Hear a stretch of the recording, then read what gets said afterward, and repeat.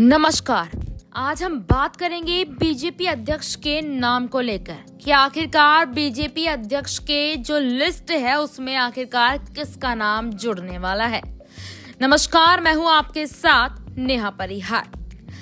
BJP का नया राष्ट्रीय अध्यक्ष कौन होगा, यह सवाल एक बार फिर से गूंज रहा है और जवाब कई मिल रहे हैं, लेकिन पुख्ता तौर पर इसका जवाब क्या होगा यह देखना दिलचस्प रहेगा। जेपी नड्डा की अगर हम बात कर लें तो वह मौजूदा अध्यक्ष बीजेपी के, लेकिन चूंकि वह केंद्रीय मंत्री भी हैं और यहाँ पर सबसे बड़ी बात 3 साल का कार्यकाल होता है किसी भी राष्ट्रीय अध्यक्ष का। और खासकर अगर हम बात करें बीजेपी की तो जेपी नड्डा के कार्यकाल को एक्सटेंशन दिया गया था। 2019 में वह कार्यकारी अध्यक्ष बने थे, लेकिन 20 में उन्हें एक बार फिर से अध्यक्ष चुन लिया गया था। अब अगर लोकसभा चुनावों के नतीजे बीजेपी के पक्ष में आते तो पक्ष में कहने का मतलब है कि जिस तरीके से 400 पार का नारा दिया गया था, अगर उस तरह का कोई एवरेज हो तो शायद बहुत जल्द बीजेपी यहाँ पर जेपी नड्डा की छुट्टी हो गई होती, लेकिन अभी उन्हें खींचा जा रहा है। लेकिन यहाँ पर एंड दिसंबर क्योंकि कार्यकाल खत्म हो रहा है, तो ऐसे में अब खोजबीन एक बार फिर से शुरू हो गई है और इसी के साथ ये बात भी दोहराई जा रही है कि आरएसएस और बीजेपी में सब कुछ ठीक नहीं है। तो ऐसे में जेपी नड्डा के बाद कौन बनेगा बीजेपी का राष्ट्रीय अध्यक्ष, इसमें कुछ नाम आगे चल रहे हैं। तो आज इन्हीं नामों पर चर्चा कर ही लेते हैं, क्योंकि यह नाम संघ के भी पसंदीदा है और बीजेपी के भी।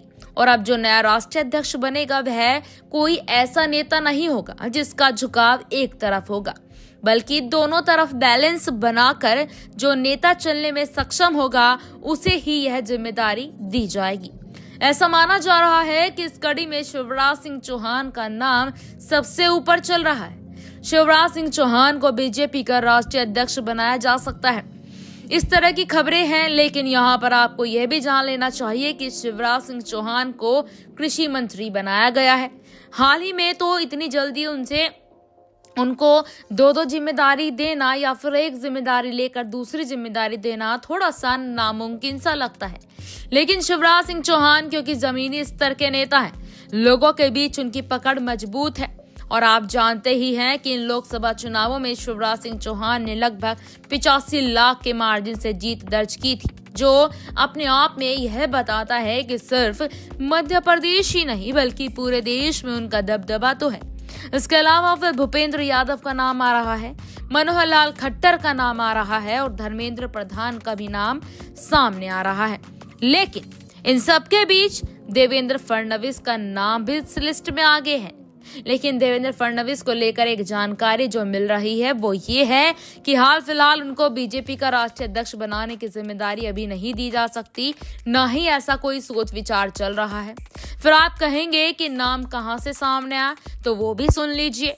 दरअसल खबर यह मिल रही है कि महाराष्ट्र के मुख्यमंत्री के तौर पर देवेंद्र फडणवीस सिर्फ 2.5 साल काम करेंगे, उसके बाद उन्हें राष्ट्रीय अध्यक्ष बीजेपी का बना दिया जाएगा और महाराष्ट्र में फिर 2.5 साल बाद, यानी कि 2.5 साल बाद जब देवेंद्र फडणवीस को अगर इस तरफ लाया जाता है तो एकनाथ शिंदे को कमान नहीं मिलेगी, बल्कि किसी और को मुख्यमंत्री बनाया जा सकता है। इसमें एक तौर यहाँ पर जो है एक तीर से 2 निशान हो जाएंगे।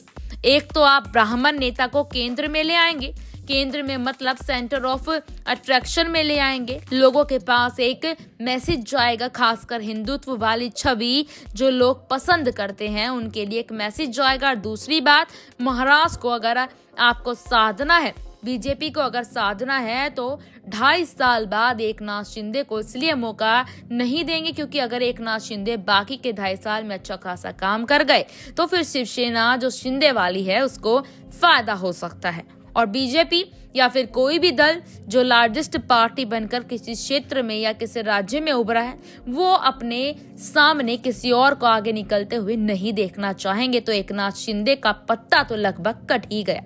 दूसरी तरफ बीजेपी के राष्ट्रीय अध्यक्ष के तौर पर शिवराज सिंह चौहान, भूपेंद्र यादव, मनोहर लाल खट्टर और धर्मेंद्र यादव, यहाँ पर जो धर्मेंद्र प्रधान, माफ कीजिएगा, यहाँ पर धर्मेंद्र प्रधान इनके नाम आगे चल रहे हैं। लेकिन शिवराज सिंह चौहान लगभग सारी बेड़ियों को तोड़ते हुए सबसे आगे निकलते हुए नजर आ रहे हैं। लेकिन एक नाम यहाँ खटकता नजर आ रहा है, वो है राजस्थान की पूर्व मुख्यमंत्री वसुंधरा राजे। बता दें आपको कि वसुंधरा राजे को लेकर यहाँ जो है आरएसएस प्रमुख मोहन भागवत भी काफी कुछ कहते नजर आ रहे हैं। लेकिन अब इंतजार है कि शिवराज सिंह चौहान या मनोहर लाल खट्टर या फिर वसुंधरा राजे किसके नाम पर मोहर लगने वाली है। आपको क्या लगता है? अगर यहाँ पर आप राजनीति से थोड़ा बहुत ताल्लुक रखते हैं तो भाजपा का अध्यक्ष कौन होना चाहिए? कमेंट सेक्शन में हमें अपनी राय जरूर साझा करें। वीडियो अच्छी लगी है तो वीडियो को लाइक जरूर कर दीजिएगा, चैनल को सब्सक्राइब जरूर कर दीजिएगा। बहुत बहुत आपका धन्यवाद।